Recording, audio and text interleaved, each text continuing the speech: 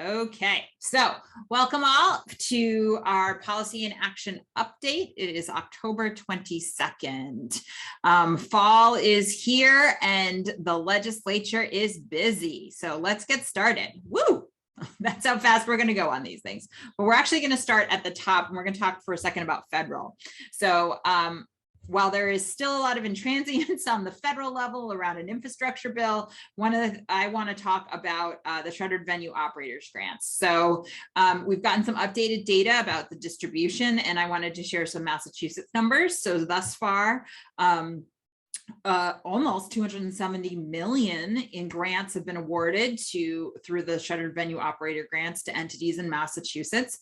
This includes for-profit independent live venues. It includes our nonprofit spaces, and it also includes tour promoters and agents who are working within the performing arts and live arts venue space.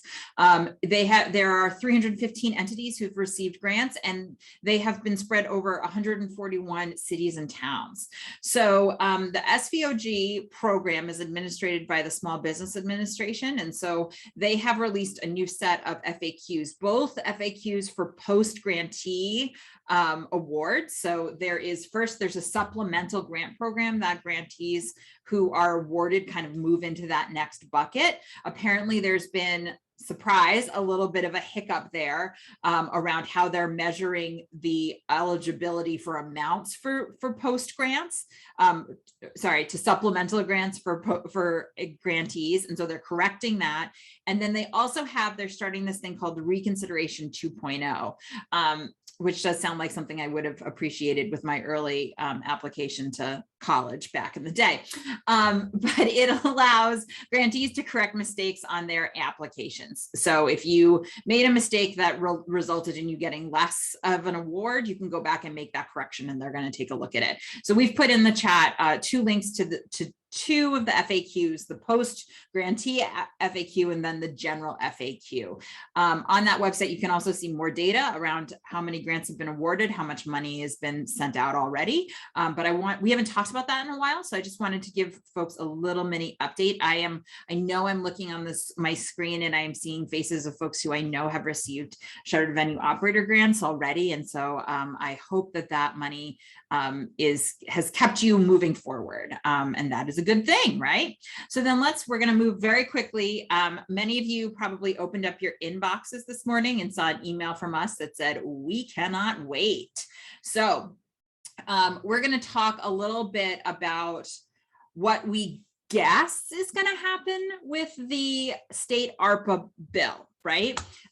Again, we're pulling from a lot of different sources. We are making some inferences here at Mass Creative. So if this doesn't go exactly the way we think it's going to go, we're giving as educated a guess as we can. Okay, so please don't come back and be angry at me. We're working with the information that we have. So first of all, I just want to recap. So in June, Governor Baker submitted H 3922, an act relative to the immediate COVID recovery needs. Temple, if you are on the line, this is the bill that we talked about, and there is a link in the chat right now to that exact bill. So specifically, it is almost a $3 billion, if I'm rounding up, proposal for spending a first half of that 5.3 billion that Massachusetts received. In it, he proposes a $100 million cultural and tourism reserve. It would be administered by the Office of Tourism and Travel, aka MOT, and it would be used to promote and advertise in-state tourism, improve facilities and destinations visited by in-state and out-of-state travelers, and then some of the funds may be transferred to the Cultural Facilities Fund. So from our perspective as advocates for arts and culture for all in Massachusetts, there are a lot of problems with this proposal, right? It's not nearly enough money. We believe that it should not just be focused on getting more tourism into Massachusetts, though that is certainly a part of the equation, but it is about getting our arts and cultural community back online. And for organizations that have spent down what limited reserves they have, they need some money to kind of kick the ignition switch to get them moving again, right? And so that's why we don't support this proposal. I'll get in a minute to what we do support, but I want to just sort of do a little bit of a recap. So in June, that proposal went out. Then the legislature spent July and September holding hearings. They included the arts and cultural community and tourism in one of those hearings in September, which Mass Creative and several of you on this call testified in person to. It was a long day. Also, folks I know submitted testimony to say this is why we believe that there needs to be specific funding included in this plan for the recovery of the arts and cultural sector. So then this is where you start to see a lot more question marks, because what is going to happen next? As far as we understand, we should think of this process as similar to a budget process. And I will say that makes me really happy, because the arts and cultural community is so fantastic when we go into the budget process, right? Like, we hear the feedback from legislators that the two advocacy like sectors they hear about the most when it comes to the budget process is the environmental groups and arts and culture. So we know how to do this. So we can do what we know how to do best, right? So if that's the case, we have a sneaking suspicion. It has not been corroborated, but we feel very strongly that there will most likely be a House bill in the next week or two. Okay, and if that is the case, you can expect to see your inboxes with lots of messages from me and G and Alex, encouraging you to write your legislators along the way, right? As soon as we know what the House bill says in terms of if they include arts and cultural recovery, whether or not that feels like the right amount, whether or not it feels like the right use, right? And we're going to turn around and make sure that all of us have the information so that we can write to our legislators in the appropriate time and fashion to make sure that we are working towards our goal, right? Then after, if it does fall out like a budget process, the House Ways and Means will release their version. There'll be a little bit of period of time where legislators can submit amendments and co-sponsor amendments, and then there'll be floor debate, and then the House will put out their final version. It'll move over to the Senate. Senate will do the same process where they go through debate. Then the two versions, the House and the Senate version, will go into conference committee where they have to negotiate the differences. Okay, so we know how to do this because we do this all the time, right? So we'll see what the House gives us, then we'll see what the Senate gives us, and then when they go into committee, we will urge the committee members and our legislators to support whichever one is most beneficial for the sector, right? And maybe you see so many question marks. There'll be a final vote on a final version in December that'll go to the governor. From what I'm reading, and I'm sure many of you are reading, that does seem like the top priorities right now for the legislature are this first ARPA spending bill, and secondly, redistricting. They are talking about redistricting right now. In fact, there's legislation that was passed yesterday around that issue. But these are sort of the two big projects that the legislature is trying to take up right now. So what are we advocating for?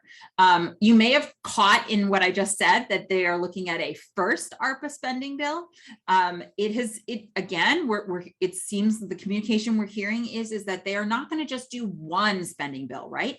It is $5.3 billion and they can spend it over 4 years. They are not in any hurry to just push all that money out for good reason, right? Like, what happens if next year there is a even more disastrous variant that requires all of us to go and sort of shelter in place again, and they need to do some immediate recovery? They don't want to have committed all of that money right away, but they are looking to commit some of it. And so what we are going to say, what we're advocating for at Mass Creative, and we hope you will join us in this, is that $375 million for immediate recovery grants. And you can see exactly how we would recommend that money be allocated, right? For-profit independent venues are included, Individual artists are included, nonprofit and municipal performing arts are included, and then museums and cultural heritage organizations are also included. The key here is that we believe at Mass Creative, it's the entire arts and cultural ecology that needs to be provided recovery and stabilization funds, not just one part, not just one neighborhood of Massachusetts. It's got to be all of us moving forward together. And that's what we're uniting in, right? So we also feel really strongly that the money should be distributed by the Mass Cultural Council, right? Like the Mass Cultural Council is our state arts agency. They know our sector the best, and they also have processes which allow for peer review panels to allocate this money. It pulls the politics out of who gets the money. And we, again, going back to this piece about the entire ecology getting access to this recovery funds, we believe strongly that that's possible. You see some quotes here. We're pulling this recommendation from that special COVID-19 Cultural Impact Commission recommendation. So this isn't just Mass Creative, like huddling together and be like 375 feels like a good number, and these feel like good uses. This is from a commission that included a lot of different folks and a lot of different perspectives. They also write in the recommendations that any grant funding tool should ensure access for BIPOC, I'm reading right off the screen here, non-English speaking and diverse immigrant communities, right? There is a real emphasis here to make sure that there is an equitable distribution and recovery of the sector here. And that's what we strongly believe is necessary right now. You can see it's not just one part of Massachusetts, not just one kind of our sector, it's all of us moving together for change and for growth and stability. Okay, so there are many sectors and interests and communities clamoring for ARPA funding. If any of you had a chance to tune in to the hearing that Mass Creative and others testified at, you will know that hearing started at 11 a.m. and it finished at 5. And there were a lot of folks who were talking. One of the biggest things they were talking about was water infrastructure projects, right? Which is an allowable use of ARPA dollars. But there was a lot of people talking about that.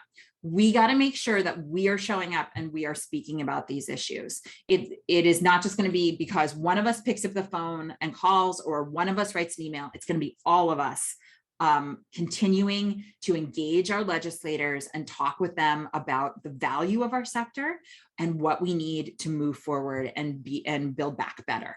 Okay, so this is a numbers game. I have like a trigger happy thumb here on my mouse. So what does that mean? It means that we got to use I think it was Pert shampoo, right? It's not just about us using the product and doing it. We have to tell 3 friends, and then they have to tell 3 friends, and then they have to tell 3 friends. I'm using a dated reference, but I hope some of you are smiling and getting it. But we got to engage all of our networks. So this is about what's the email you're going to write to your subscriber list for next week that says, like, this is important. If you believe in the work that we're doing right now and want to see it continue, we got to make sure that we are included in this recovery planning process and the spending plan. Okay, think about how you can engage your board. And it's not just our members and our board, but it's also our staff too. We all feel passionately about the work that we do. Nobody moves into the arts and cultural sector on a whim, right? We feel a connection to the work. And so we got to stand up and ask for what we need. Okay, so that is why we have put out this action alert this morning. That is sort of, again, we're trying to lay the groundwork to make sure that as these deliberations are happening, the legislature is hearing directly from us about our support for the recovery of the sector. Little preview / spoiler. Should the House put out a spending bill, right, or spending plan proposal, you will see another email from us urging you to write your legislators again. And should we need to go through the process of an amendment, you'll hear another email from us. We're going to be your best friends in your inbox, right, for the next couple of weeks through this process. And it really matters. The sort of rule of thumb that we've talked about before, but it's worth remembering or repeating, is that when a legislative office gets around 5 emails or 5 communications on an issue, it bumps up in the process, right? So 5, that's all we're talking about here. But remember, there are 351 cities and towns in Massachusetts. So we got to make sure we are continuing to talk, and we are continuing to the ripple effect of communication. So I'm going to stop sharing my screen and we can have a chat. So let me see. I don't see any questions. Do folks have questions that we could answer or talk about?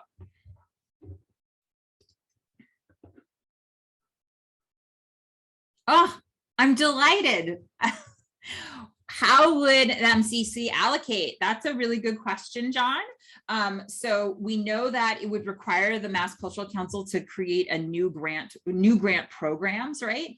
And the within that, the commission's recommendations, there are sort of, as you saw in that PowerPoint slide, there are specific lines, right, for amounts. And so basically, each one of those lines might entail a grant program. Again, the Mass Cultural Council knows how to put this money out as quickly as possible, right? We've seen them do that throughout the pandemic, but I would imagine it would be they would approach it that way. John, do you have a follow-up? Yeah. Okay, I got it. I'm just a little worried about MCC. I know that's down the road. And we haven't even gotten the money yet, but MCC tends to support larger organizations, the largest ones. And even when they do give funds to the smaller ones, it's never about operating funds. So that's something that we have to keep in mind, that if you, because I really like your speech about being across the board, let's move everybody forward. And MCC seems to be stuck in their silos about only the organizations that they know well are worthy of operating funds. So John, I think you're referring to the cultural impact portfolio, which is the way that the Mass Cultural Council has been able to allocate operating funds. And what I think it's important to recognize is that this is not about just pouring money into existing grant programs. This is about setting up new grant programs that are identifying and identifying and addressing recovery and reopening needs, right? So like they did with the small amount of money that they were allocated from Governor Baker, they set up a whole new grant program, right? I would encourage us, yes, there may need to be some advocacy to the Mass Cultural Council, but what I would encourage us to think about is that there is a more political process that could supplant what we're talking about right now. And that's the earmark process, right? So John, you mentioned that small or more community-based organizations don't necessarily kind of get the attention. So what happens if instead of there being a state arts agency that has a grant program in place that allows people to actually apply and the grants are considered, what if it's about who has the best relationship with a lawmaker and who's able to get the biggest earmark, right? That's not an equitable process. That's not going to lead to recovery dollars being spread across Massachusetts. And that's why we're strongly advocating that the state arts agency play their role in allocating these dollars. But I do want to clock and recognize the concern about historic practices at the Mass Cultural Council. And yes, there may need to be a advocacy to or asking questions about how they plan to do that allocations. And when that comes up, we will certainly be in the mix. Hope that's helpful. All right.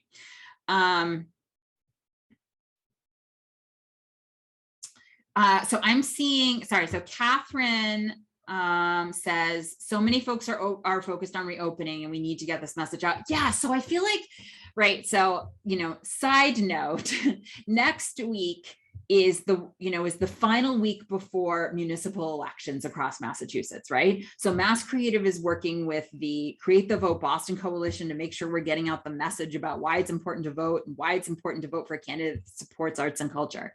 We're also working on a special legislative briefing for legislators around arts education data, right? And now we've got this other thing. So I'll tell you what, I'm tired, y'all. Like, we're all tired and we're all trying to do many, many things right now. And I know I'm adding another like layer to this, but figuring out, I think there's a way to talk about like, hey, we're really excited to reopen. You've been waiting for us to reopen and we've been waiting to welcome you back. And we want to make sure we're able to do this next year, right? Like I know for many arts and cultural organizations, there's been the silver lining of being able to patch together PPP loans and SVOG loans for those who are eligible, and, seen a little bit of an uptick in donations, and that's gotten you through the last year and a half. Not without consequence. Jobs have been lost, like hours have been, jobs have been, people who have remained in their jobs, their duties have, exponentially increased, right? But we do know, and we're sort of bracing ourselves that we don't really see any more PPP loans coming out, right? Like we've got to make sure we're lining up the next set of government support to keep us going until we are able to kind of move through and be out of the woods of this, right? If you've had a chance to read the report, you also know that the commission report is talking about like, we need to stabilize the sector and then we need to innovate and grow the sector, right? So spoilers, if there's another ARPA bill, we will most likely be advocating for funds to help all of you innovate, right? And deal with capital expenses related to a hybrid virtual world, right? Getting a little bit off topic, but my point is that we are all creative people. Many of us live in the space of communications and marketing, and thinking about how we can weave these messages together to talk about what it takes to make sure we have an arts and cultural sector in Massachusetts that everyone can access the benefits that they provide, and everyone sees themselves reflected in the work that's on our stages and on the sides of our buildings, right? Yeah, and that's a really good point. I think, sorry, I'm reading from the chat. So Catherine says, we're finding that folks need multiple nudges to take action. Yeah, I think that's very true right now. And, we're finding that, that's why you keep hearing me talk about the same thing. I wish I sort of had a new thing to talk about, but this is really the thing that's taking up so much of our time, and frankly, focus for good reason. So yes, I think nudges, working with your comms team to think about like, how do you weave this into your social media strategy maybe too. Okay, we are past time. I really appreciate these questions, and thanks for the hard questions and having hard truths, right? Like, we know that this isn't perfect and we're working forward together, and I am cheering you all on, as I know you are cheering all of us at Mass Creative on. If you have any questions, feel free to give us a holler. We are here. You'll be hearing from us a lot. And I also just want to do like a special little plug, because we don't talk about this enough. So throughout the pandemic, a lot of things, we've been working with a lot of champions in the State House, right? And two of those champions are the co-chairs of the Tourism, Arts, and Cultural Development Committee. So on the House side, it's Chair Carol Fiola, who represents Fall River, and on the Senate side, it is Senator Ed Kennedy. And they have been amazing over the last 6 months or year and a half, but since the session started, and they have been so key to making sure that we can continue to move the ball down the field. And so if they are your reps or your senator, feel free to give them a shout out and say thank you for the great work you're doing. I think sometimes we just spend a lot of time being like, we need this, why aren't you doing this? And having an opportunity to say like, thank you, it always matters. So feel free to do that shout out. Okay, have a great weekend. I hope you get outside, and thank you all for your continued advocacy partnership. Have a good week. Have a good day.